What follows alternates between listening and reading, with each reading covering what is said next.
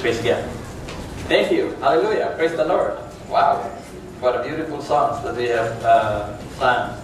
And thank you, praise and worship, for leading us through those beautiful, beautiful songs. And thank you for everyone who have come today. And I am blessed. Praise God. And today we have to continue we are continuing our series of sermons with regards to the book of Thessalonians, which Apostle Paul had written them. Although he only spent there, I think, 3 weeks, maybe more. But the book of Thessalonians has a lot of things to say, right? It's so meaty, right? And today we are blessed by God because we will have a glimpse of what will be ahead of us, right? And as the topic today we will having is found in 2 Thessalonians chapter 2, which talks about the man of lawlessness. And I would like to request everyone please to rise up as we read the passage in 2 Thessalonians chapter 2, verse 13. And this is what Paul wrote.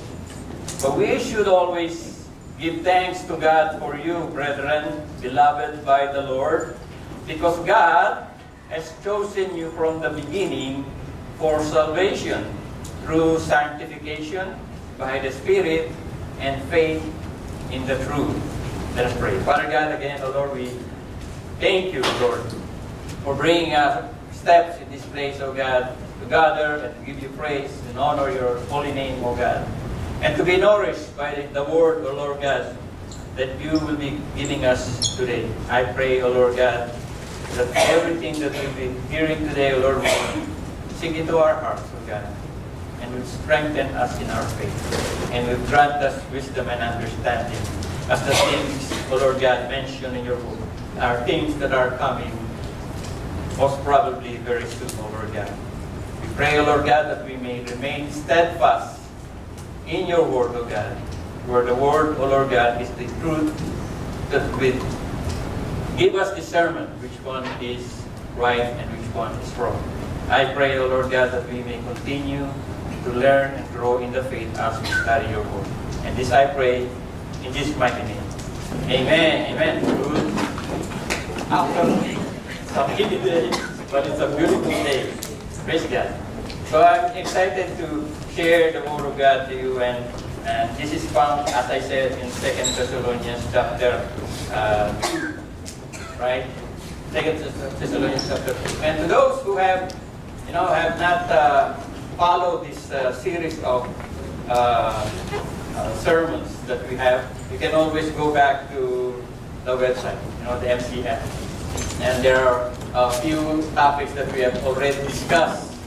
And if you miss some, you can always go back there and watch it again. And today, we will continue and we will be discussing the man of lawlessness, right?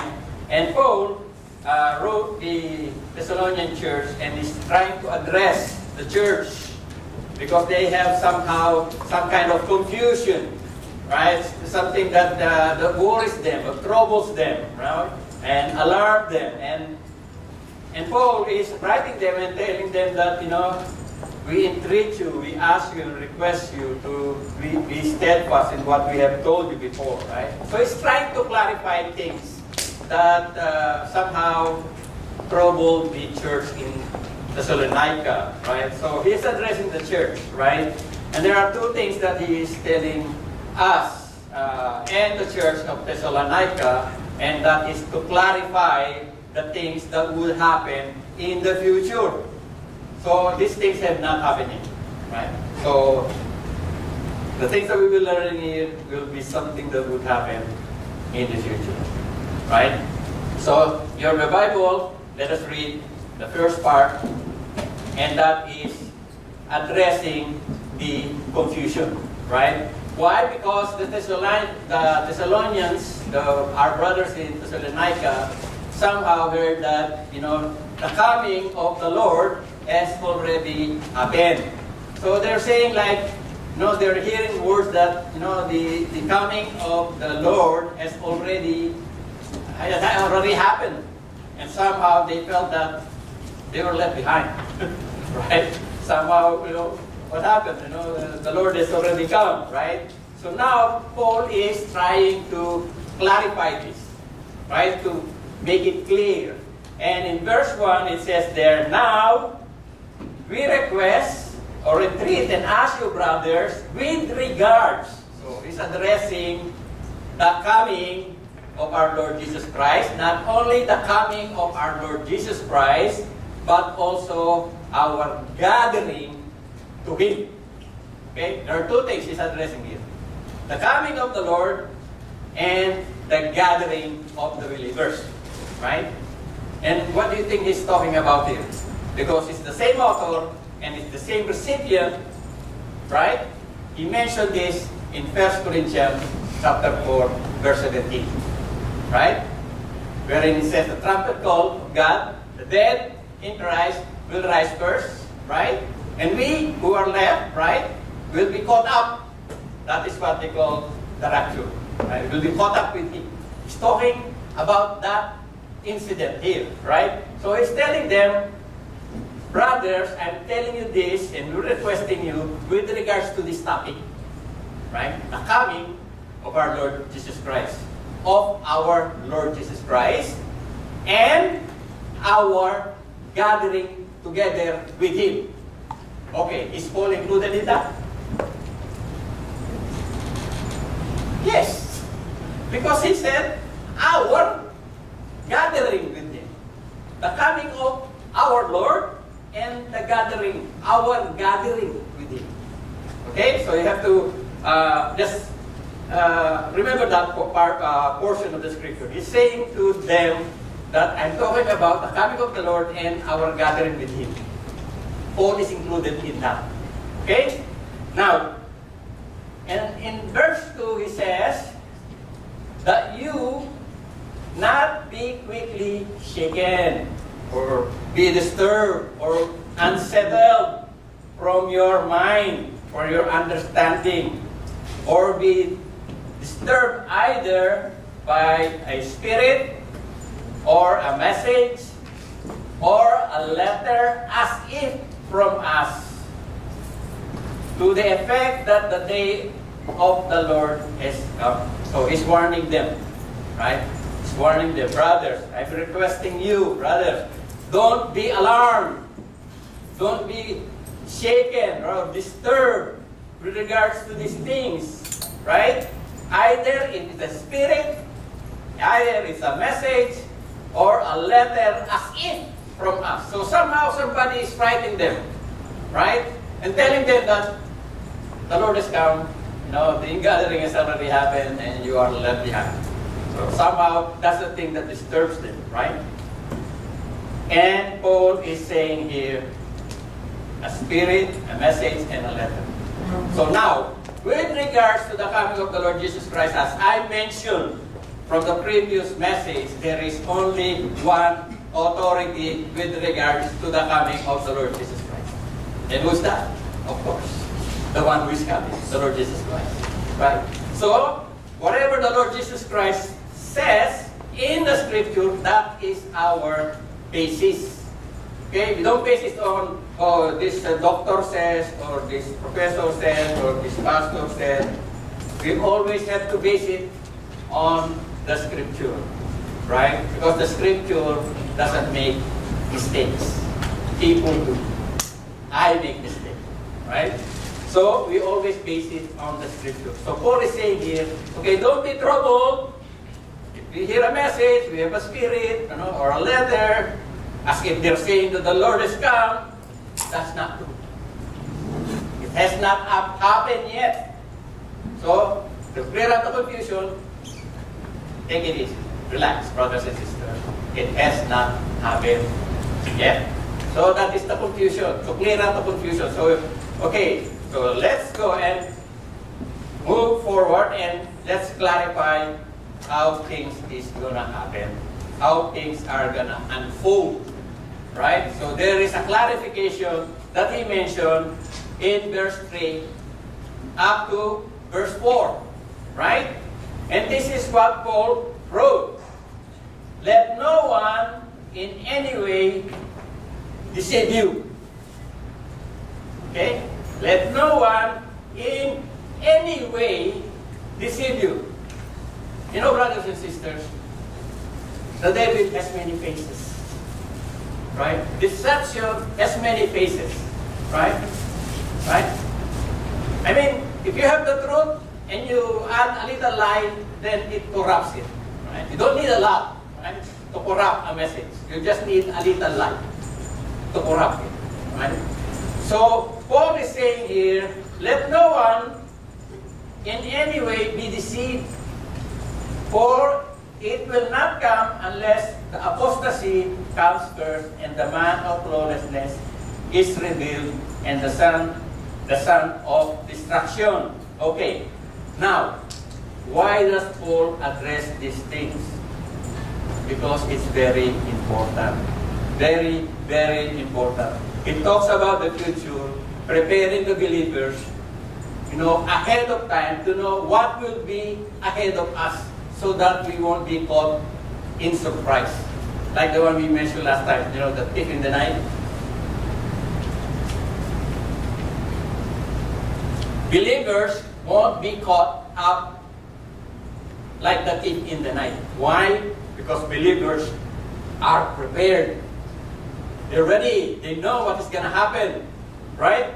So here, he's saying here, do not let anyone deceive you. It's very important. That's why he addressed it here. Now, with regards to the coming of the Lord, don't let anyone deceive you in any way. Not in some way, but in any way. So Christians and believers should be aware on the things that will be coming in the future. And he says there, for it will not come, the coming of the Lord, unless the apostasy comes first. Right? This is one of the strongest arguments against pre-tribulation rapture. Why? Because if we're going to see that, meaning to say, we're still here. Right? The idea of pre-tribulation rapture will be caught up in it's like a sudden. We don't know, we don't expect, we have no idea. It's just, we're gone, we're taken out. Right? But Paul is not saying that. He's saying that the coming of the Lord would not happen until we see these things happen. First is the apostasy, and second is the appearing of the man of lawlessness. Meaning to say, you will still be here. That's why this is one of the strongest arguments against pre-tribulation rapture. As we have discussed is down from the previous message. Yes, right? And now it was saying it will not come unless the apostasy comes first. So what is apostasy mentioned here? Apostasy here is the falling away. You know, it's like, can you be an apostate if you don't believe in Christ? I mean, you're an atheist. Can you be an apostate? No. Who are the apostate? The apostate are the ones who are in the faith, and then suddenly they turn away from the faith. Okay? So, what he's talking about here is talking about some kind of church that once were, they believe. And then they fall away. They turn their back from God. Right? So he's saying here, it will not come unless the apostasy comes first. There will be a time that, those believers in Christ who hold strongly on the doctrine of the Scripture will be mocked, will be persecuted by those people. Right? And, you can see this already. Right? Just go to the YouTube, you will see. Right? I've seen pastors who are openly gay. Right? And they twist the Scripture and they say, the problem with, the one in Sodom and Gomorrah, the problem there is, it's not homosexuality. It's because of hospitality. The people just want to know the games. You know how they twist Is the scripture? No, they just want to know the guests. And the guests, they didn't introduce themselves, so that's why it got. But if you read the scripture, the word know there is something intimate. Right? Because the people of Sodom and Gomorrah practiced Sodom. That's why the word Sodom and Gomorrah. Sodomy comes from that word. So, there is an apostasy. We see nowadays, you just need to open up YouTube and you will see people preaching things. Prosperity gospel. Right? Name it, claim it, and you'll have it. Right? Not only that, people are focused on confession. Okay, I prayed a sinner's prayer and I'm saved, so I'm saved. And sometimes, some churches are full of false converts. False converts. Why? They said, I made this prayer, I'm a believer, I'm saved, so I have my ticket, so praise God, I'm going to heaven. No matter what, I'm going to heaven. They forgot that the purpose of every believer is not just to go to heaven. Our purpose is to be Christ-like.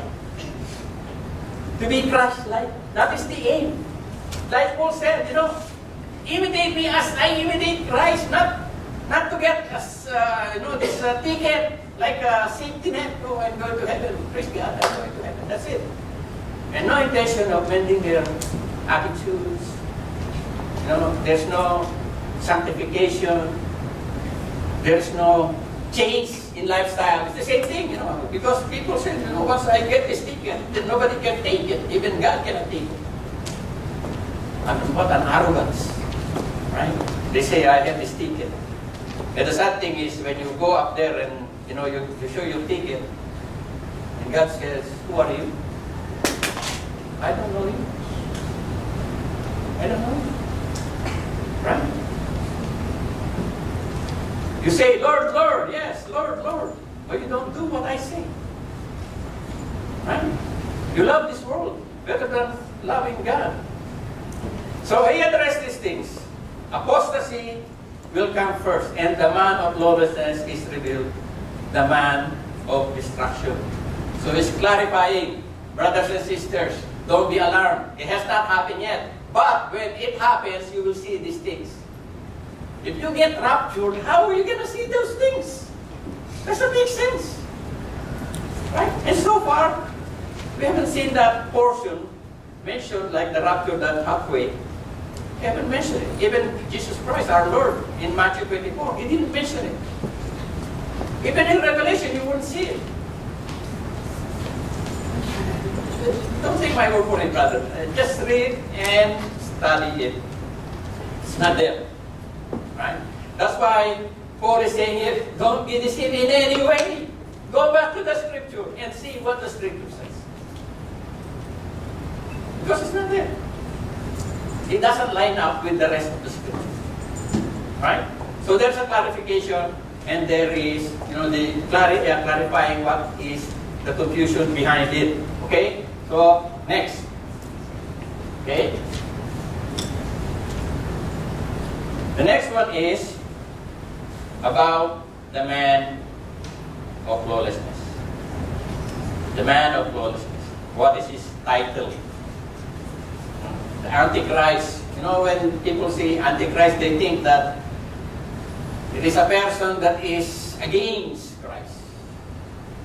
What they didn't realize is this coming person is actually portraying himself as the Messiah. He is like portraying himself, I am the Christ. He's not against Christ. We all know that the Jewish people are still waiting for the Messiah. They're still waiting for him. Because they didn't accept the Lord Jesus Christ when he came 2,000 years ago. Right? So what is this, the man of lawlessness that Paul is writing to the Thessalonian church? Okay? The man of lawlessness. That is his title.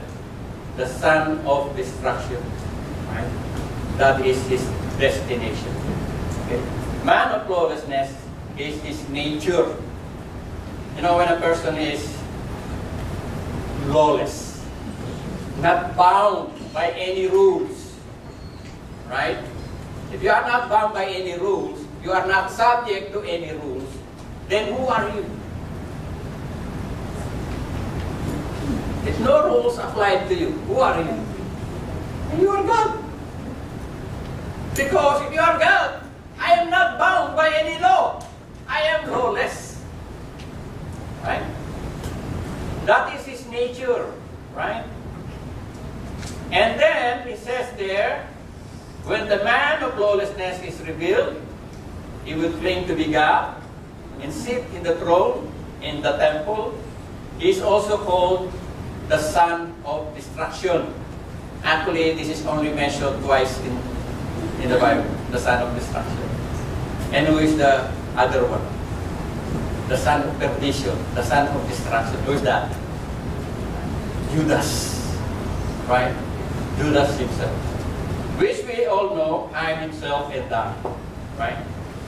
He was bound for destruction the same way that this man of lawlessness is bound for destruction. That is his title, lawlessness. Man of lawlessness, the son of destruction, is his destination and his end. Eventually, the Lord Jesus Christ would destroy him. Mentioned here by the breath of his mouth, he would destroy the Antichrist. That is his title. Now, next one. Travesty. Travesty found in the next verses. It says there, verse 4, who opposes and exalts himself above every so-called God or object of worship. I mean, is that bad or good? He opposes other gods. I mean, I would oppose any other God except the Lord. That's not bad. That's correct, right? If you see a person, he said, against all this idolatry, against this other worship of other gods, like, the Greek gods, the Roman gods, or whoever gods, that people could invent, and this guy says, oh no, I don't like this, I oppose these things. Is that good or bad? It's good. It's good. That's why people are deceived. They thought these people, because he's against these idols and all these gods, they thought, oh, he must be from God. Because he doesn't like the idols like we don't like these false gods, right? But there's a problem. There's a problem. Because not only he opposes against every so-called God, he exalts himself also as God. That is the problem. And you say, all these gods are not real. All these statues and all this whatever God you think it is, it's not. That's okay, but when you say, I'm the God, then there's a problem. He would claim to be God himself. So he would take his seat in the temple of God, displaying himself as being God. He would claim that he would be the God that comes down. Sad thing to say, right? It looks like if you look at the equations nowadays, all the variables, the Jewish nations, they are fighting now. They're still fighting with the terrorists, and then now Trump is trying to arrange a peace deal. I don't know if this has something to do with what would be coming in the future, but even here is mentioning, this guy would make peace, would deceive people, would make peace, a temporary peace. But eventually, in the end, it will turn around. It will turn around and betray the people. He says there, he will take his seat in the temple and displaying himself as being God. Do you not remember that while I was still with you, I'm telling you this thing? So it was just reminding you, right? It's reminding the believers in Christ in Thessalonica. Right. So now it says there in verse 8, or verse 9, sorry. It's trickery, right? It's trickery. So first his title, his travesty, claim to be God, he's a man of lawlessness, and his trickery, verse 9. That is one who is coming in accord with the activity of Satan. So he has some kind of power, right? and to create signs and wonders. Didn't elaborate much, but that is what it says, with all powers and signs and false wonders. With all the deceptions of wickedness for those who perish, because they did not receive the love of the truth so as to be saved. That is his trickery. Even in the time of the Lord Jesus Christ, they're asking Jesus for signs, right? Although he already showed a lot of signs, but they still didn't believe him. So this guy somehow managed to perform such kind of miracles, right? Signs and wonders, but these are all tied up with Satan himself, right? So when people ask, show us a sign, this guy most likely will be able to do this trickery, right? This is how people get tricked by this coming man of lawlessness. He's able to perform signs and false wonders. And brothers and sisters, sometimes we get caught with that. When we heard, this person, is able to make this. There's a miracle in there. And people will come in droves. There's a miracle there. This miracle. Brothers and sisters, miracles. You have to test every spirit according to Paul. Right? Test every spirit. Not everything that we see is coming from God. If it contradicts the Word of God, then it's not for sure coming from God. And don't be deceived by these signs and wonders. Like the people mentioned in the scripture, they will be deceived because of the signs and wonders.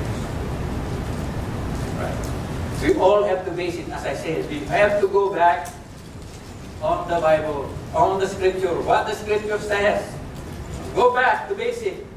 Read, study, meditate, right? See what really it says, right? And it says here, with all deceptions of wickedness to those who perish. Now, brothers and sisters, that's why our endeavor here in MCF, our desire is to study, learn what the scripture says. Because sometimes we get complacent, and sometimes we just, it's like, when you go to a restaurant and you order something, you just eat, right? And you don't know what did they put in that food, right? Sometimes we just, when we go to church, we just swallow things. We don't even check. We don't go back. Is Brother Billy saying the right thing? Is he telling the truth?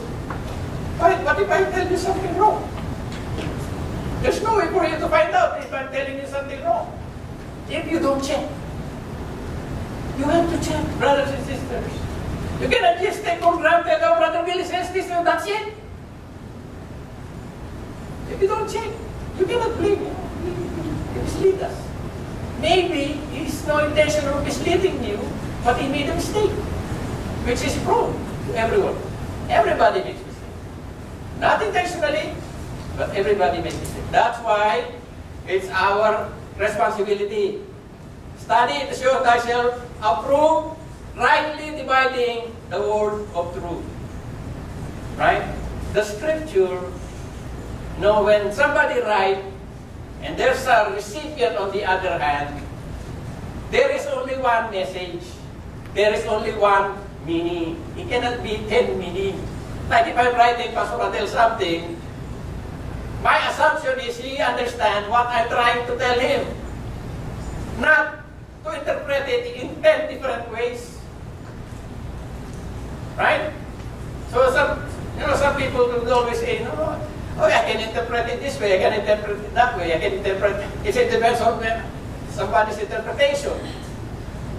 Then, you don't do justice with the Word of God. Because if that is your idea, that it can be this, it can be that, it can be anything, then just build your own religion and you can make your own religion based on your own understanding.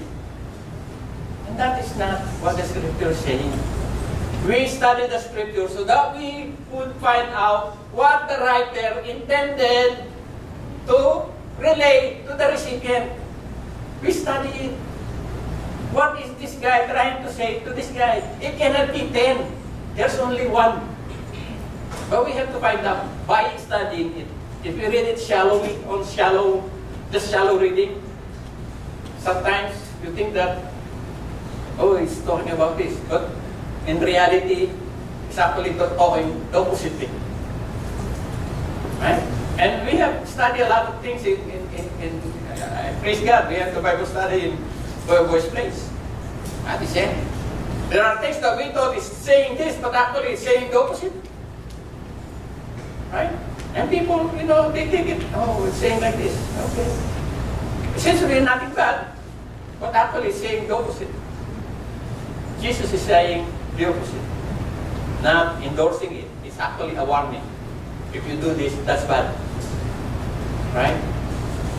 Now, that's the trickery of the devil.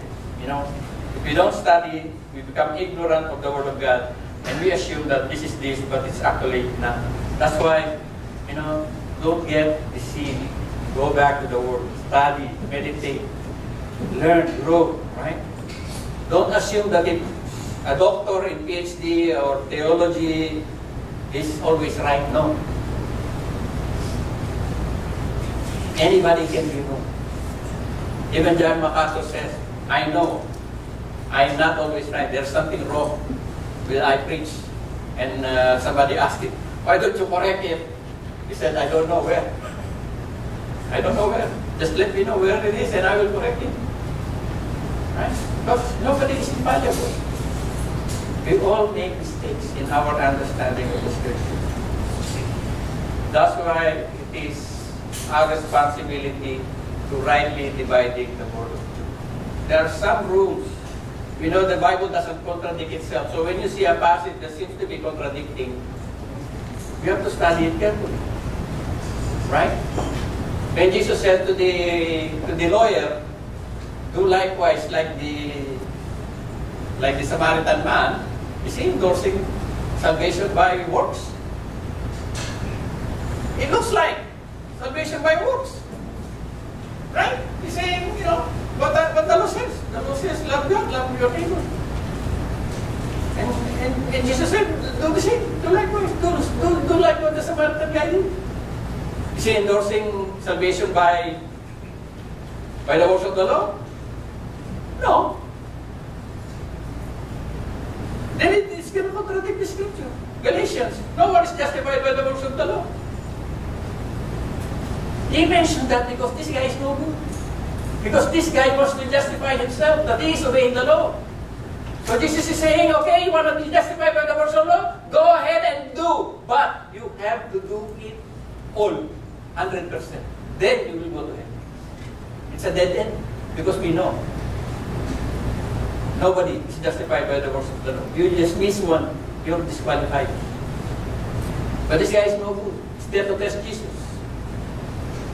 And he didn't even think that he is, testing God. And the word test there, test Jesus, is only found 4 times. And all of them refer to the testing of Jesus when the devil tests Jesus. That's actually what the rich man did. And now he thinks that he's loving God with all his heart, with all his soul, with all his mind. He's actually testing God, which the devil did. That's why I'm saying, brothers and sisters, you have to carefully study the Word of God. Because sometimes it seems like this, but it's actually not. The other way around. Deception. Now, that's the trigger of the devil. You have to be aware of his craft, right? It tricks us sometimes. But if we know the Word of God, then we cannot be tricked. Right? We have a strong foundation, and the Word of truth is exclusive. Brothers and sisters, truth is exclusive. You cannot have 2 truth and the opposite. Right? I always say, if people don't agree, either they are all wrong or one is wrong. But they cannot be all right. I always say that. You cannot have opposing views at the same time correct. One is wrong. Or both are wrong. Okay? But they cannot be both right. Impossible. Okay? So, there are principles in studying the scripture, and hopefully we will have the seminar in hermeneutics with Pastor Roy Sorsos one day. Now, next one. This man of lawlessness would not last for long, although he will be able to deceive many, he would be destroyed. Verse 8, then that lawless one will reveal whom the Lord will slay with the breath of his mouth and bring to an end by the appearing of his coming.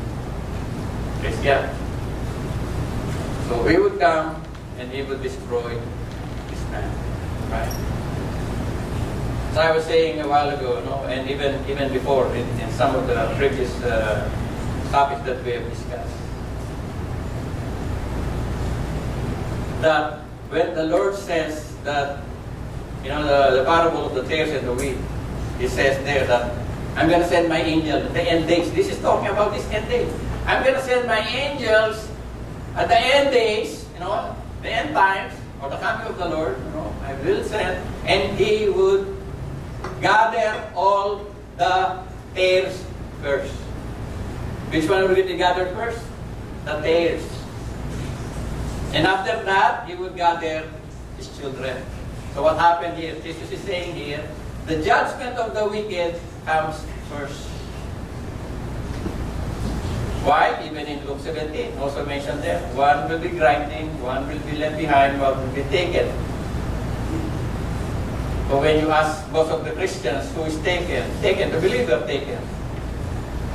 But the apostle asks a question, where, Lord, are the people taken? We're going to go. Luke 17. And Jesus answered this very strange answer. Where the dead bodies are, the vultures will gather. Does it sound to be the place where the believers go? No. So therefore, the one taken mentioned there are not believers. They are unbelievers, destined for destruction. Why? Because He gave two examples before that, the time of Noah and the time of Lot. The time of Noah and the time of Lot. The time of Noah, who were taken for destruction? The people of the earth. Who was left behind? Noah and his family. And the time of Lot, who were destroyed and taken for judgment? The people of Sodom and Gomorrah. Who is left behind? Lot and his daughters. And then He told the third part. One is grinding, one is taken, one is left behind. But all the taken mentioned before that are all bad people. Because they were taken into judgment. So sometimes people confuse this as, you are taken into rapture. No, they are taken for judgment. And the one left behind are the one who will be raptured eventually. But this is the thing. Pre-tribulation rapture won't work if you have that kind of explanation. It cannot. The rapture will come after the judgment of the wicked. Because God will come and reign a millennium. The evil ones are already judged. It all lines up. Jesus did not mention the pre-tribulation rapture. Right? So, eventually, this man of lawlessness will be destroyed at the appearing of our Lord Jesus Christ. And we, after the judgment of the wicked, we will be with the Lord. And will reign 1,000 years based on the scripture. Now, even if you go back to Revelation 19, John wrote the judgment of the wicked and even mentioned there that birds would eat the flesh of kings and generals before the coming of the Lord, which line up with Luke 17. It lines up because Jesus said, well, Lord, the folks said, well, Lord, where the dead bodies are the folks who gather. You would see that in Revelation 19. Go back to Revelation 19 and you will see that incident. You will see that incident that birds will be eating the flesh of generals and kings. That is the judgment of God. And after that, only after that, that we will be caught up.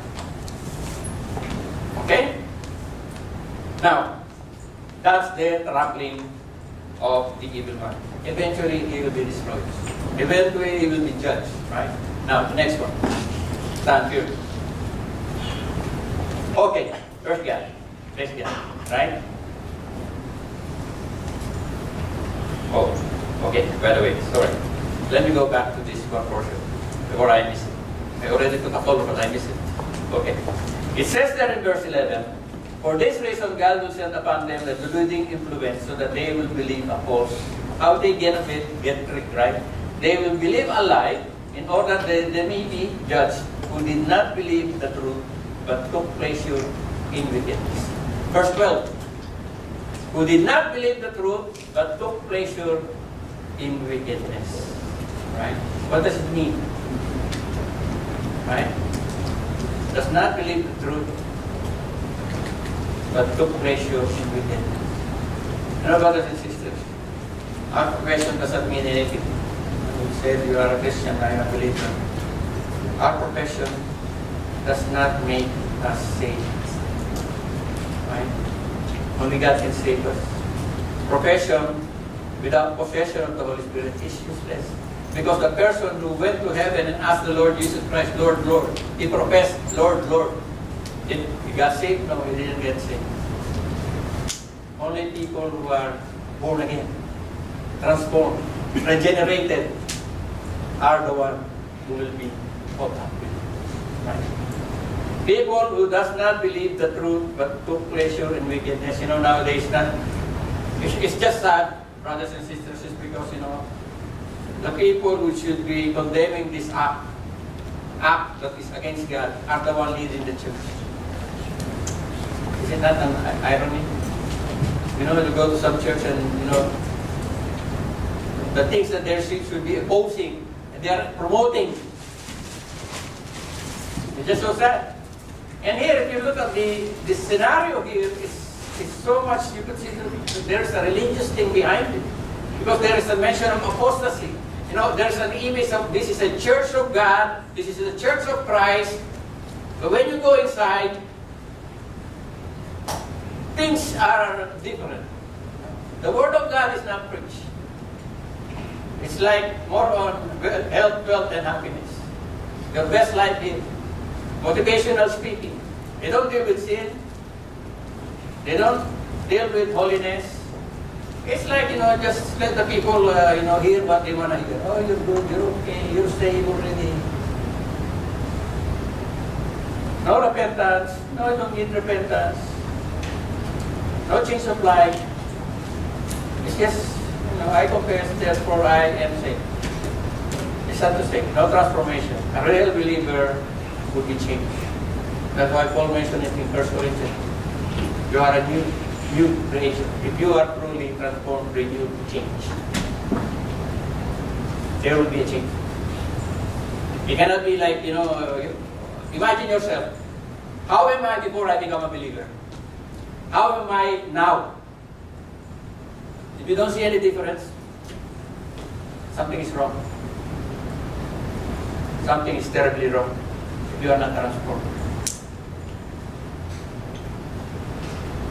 God doesn't seek perfection, but He seeks the transformation and the direction of your life. And you cannot be perfect right away. I mean, in this life we won't be perfect.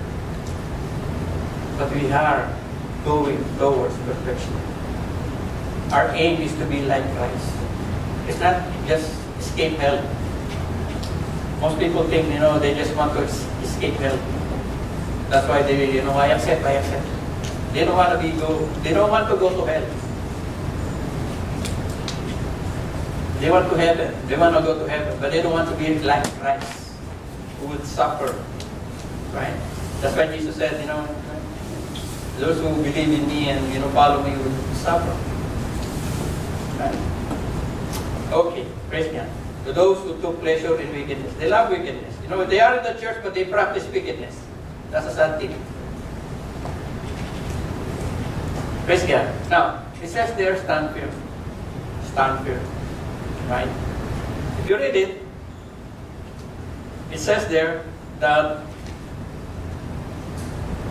but we should always give thanks to God, brethren, beloved of the Lord, because God has chosen you from the beginning, salvation through sanctification in the Spirit of truth, in the truth. It was for He called you through the gospel, that you may gain glory of our Lord Jesus Christ. So then, brethren, stand firm, hold to the tradition which you were taught, whether by word of mouth or letter from us. Now, brothers and sisters, when Paul says stand firm, what does it mean? I mean, would you say to somebody who's like Samson, be strong, when he's already strong? What does it mean by stand firm? If you see the picture, there is a lighthouse, right? There's a lighthouse in there. The lighthouse is built to be strong. Why? It needs to be strong. Because of the anticipation of the big waves. So when Paul says to the Thessalonians, stand firm, it doesn't mean it's going to be easy. Okay? You wouldn't say stand firm if it's going to be easy. He said stand firm so that because he knows it's going to be hard. Right? It says there also that we should be comforted. I mean, who's the one who needs comforting? The one who are happy, wealthy, and healthy? No. Normally we comfort those people who lost loved one, people who are undergoing difficulties, right? So you got it all wrong. I mean, when you become a Christian, it can be easy. No. Brothers and sisters, it's the fine print. The fine print there, once you accept the Lord Jesus Christ, you will be saved, you'll be the Lord with the Lord, but you will undergo persecution, especially when there is apostasy coming. Remember the early fathers in the church. William Tyndale, what happened to him? Translated the Bible, what did they do to him? And who burned him the stake?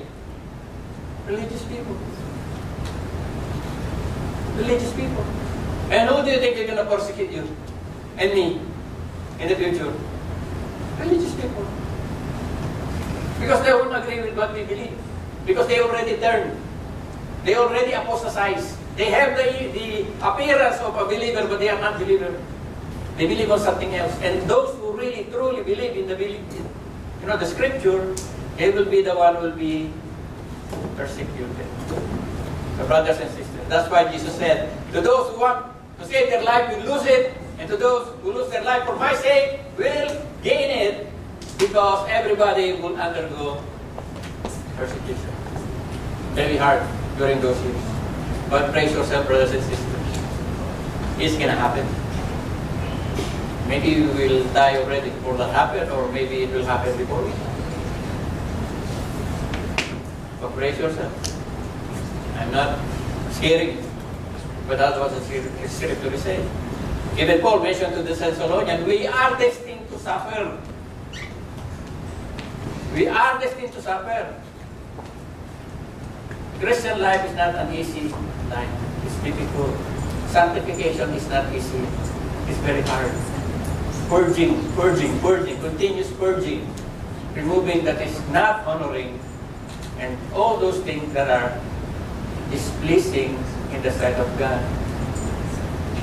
But you're not alone. Why? Because the Holy Spirit is the one purging you, speaking in your heart that what you're doing is not right. That's why, in the Old Testament said, in the later times, you don't need to teach them, because the Spirit of God that is in them tell them that this is not right. This is not correct. Convicts you. As you're not alone. Sanctification is synergetic. God's Holy Spirit working in you, but you have to do something. Right? Stand firm meaning to say we're facing a storm. But to those who are founded on a rock, it doesn't matter how big the storm. Because you are standing on a firm foundation, our Lord Jesus Christ. Only those people who stand firm in their faith, in spite of all the troubles we've been facing, maybe even then, they would rather die rather than denounce their faith. That's why Jesus said, to those who lose their life for my sake will have it. Those people who apostatize want to save their life because, oh, yeah, I disagree with you so that I won't die. Eventually, he's still gonna die. That's why it says there, the wicked one, they will be destroyed. But praise God, we are not alone in this world. To those who have given their life to Christ, to those who have accepted the Lord as their Savior, the Spirit of God is working in you and will sustain you and will strengthen you and will guide you and will direct you and will keep you. If you die, so what? You would see Jesus right away. Actually, it's better. No more suffering, no more pain, no more getting, no more crying, no more tears, no more suffering. Praise God. Now, what can we learn from these passages? The Lord Jesus Christ mentioned it. What can we learn? Stay grounded on the truth. The Word, the Word, the Word. Stay grounded on the Word of God. Live with expectancy. Live as if tomorrow the Lord would be coming. Live as if this is your last day. Live with expectancy. Eventually the Lord will come back. We don't know when, but He will come back. We could see the signs already. The anti-Semitic, feeling of many nations. You could see it. I mean, they are blinded on the situation that Israel is encountering now. Or when the other, the enemy is executing their own people. Then why? After the Israelites left, they are killing their own people. And nobody is rallying. I mean, how could you be so blind, right? Live with expectancy. Encourage one another. Okay, brothers and sisters. Encourage one another. Sometimes we are in a vulnerable situation where we're so weak, burn out. Especially pastors, they feel this. Pray for the leaders, pray for the pastors, because the enemy, he's just going to strike the shepherd, and the flocks will be scattered. It's difficult. It's a very difficult task. I could relate with it. It's really very, very difficult. Encourage one another, brothers and sisters, right? If you feel somebody is, struggling, pray for them. Guard against deception, right? Guard against deception, especially nowadays, brothers and sisters. There's so many AI there. You might see me, with another woman, and then my wife sees me with another woman. Who is that woman? And then they said, oh, it's Gal Gadot. How can I be with Gal Gadot? Because they could do it, manipulate it in AI. I mean, sometimes you cannot distinguish what is truth and what is lie. Guard against deception. There's so many scams nowadays. You think it's a neighbor asking you for help, and then suddenly it's not. It's a scam. I mean, especially the schemes of the devil. He's very cunning. He could deceive a lot of people. But praise God, we have our Lord Jesus Christ. We have the Holy Spirit in us, who gives us discernment. We have discernment and guidance. We have to be together, encouraging one another, reminding one another. And as we study the Word of God, we share each other's opinion and understanding of the Scripture. And we grow together. That's why Bible study is very, very important.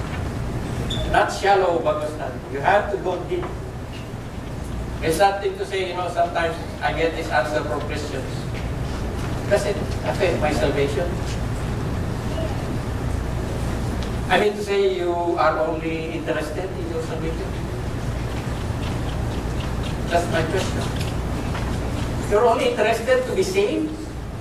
And how about the Lord when He says, read, study, meditate, meditate it day and night, study it. I mean, if you're only interested in your salvation, you just want to be saved, that's it. You have no interest in knowing the Word of God. A true believer loves the Word of God. Love it. If I have one book to bring with me, it's only the Bible, nothing else. Right? And it's just sad to say, when people tell me, it doesn't affect my salvation, I don't need to know that. I mean, come on. Come on. God said, study it day and night, meditate it. And you're only interested in salvation? I'm saved anyway. Forget about all those things. I'm saved already. Something is when you go up there and say, who are you? Too late. Brothers and sisters, our practical application. We should be grounded in the truth, live with expectancy, encourage one another, and guard against deception. Especially nowadays, brothers and sisters. Let us pray. Father God, the Lord, we thank you for your great mercy and love. And for all the things that you have shown us, O God. Teach us, O Lord God, to study the Word. Guide us in our study. We want to know the truth, O Lord. Only the truth can set us free. There are so many things around us, O Lord God. So many information in the web. False information. There is one authority, only one authority with regards to your Word, O God. It's only the Bible. And I pray, as the psalmist pray, open my eyes, Lord. Let me see wondrous things. I love you, Lord. I pray this.